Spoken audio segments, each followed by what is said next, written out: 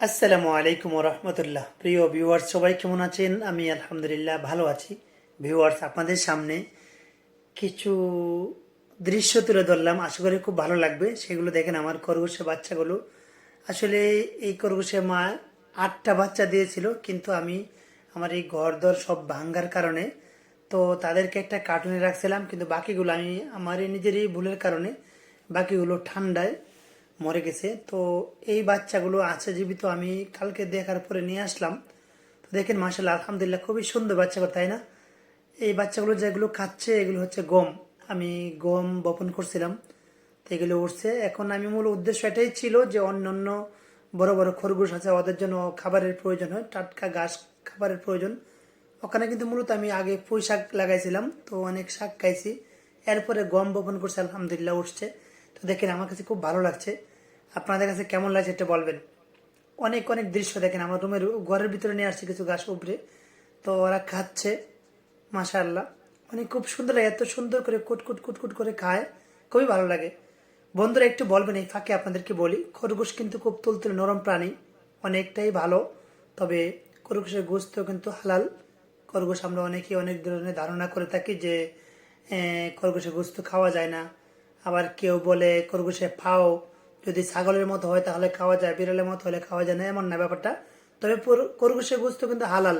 কিন্তু আমাদেরকে হালালটাকে হারাম বলার কারো কোনো অধিকার নেই, ঠিক আছে? তো রসুল্লাহ সাল্লাম কিন্তু কান নাই, কিন্তু সাহাবিদেরকে বলছিলেন তোমরা যদি খাইতে চাও খাও। ওই যে এটাও কিন্তু আল্লাহ সৃষ্টি, দেখেন মাশা আল্লাহ, এটাও আল্লাহ সৃষ্টি। আল্লাহ আকবার। আমরা জানি সকল মাখলুক, সকল সৃষ্টি সব কিন্তু আমাদের জন্য। আমরা মানুষ, আমরা সৃষ্টির জগতে সৃষ্টির উত্তম আমরা। তো আলহামদুলিল্লাহ দেখেন, আমার বিড়ালটা, তার নাম সবিলা। ও কিন্তু দেখতেছে, হয়তো বা ভাবছে ওরা কারা, কোথা থেকে এলো, কি চায়, হয়তো বা এটা বলছে, ঠিক আছে? হয়তো বা আরো অন্য কিছু বলতে পারে, যে আমরা চাই শুধু আমরাই লালন পালন করে একা একা থাকবো, এরকম হয়তো বা ভাবছে বিড়ালটা। তো দেখেন, ওরাও চলে আসছে মাশাল্লাহ। এই যে বিলাসিতা বা অলসতা চলে আসছে, ও কিন্তু ভয় পাইছে। আবার আবার অলসতা ওর নাম বিড়ালটা। যাই হোক, ওরা কিন্তু ওদের মতো খাচ্ছে খাবার। হয়তো বা ওরা ভাবছে যে কয়দিন পর পর এক একটা বাচ্চা নিয়ে আসে, আমাদেরকে ভুলে যায় নাকি, আমরাই তো ছিলাম, আমাদেরকে নিয়ে খেলাধুলা করতো, হয়তো বা এমনটা ভাবলে ভাবতে পারে। আমি কিন্তু আমার মতো ওই মানে বলছি আর কি।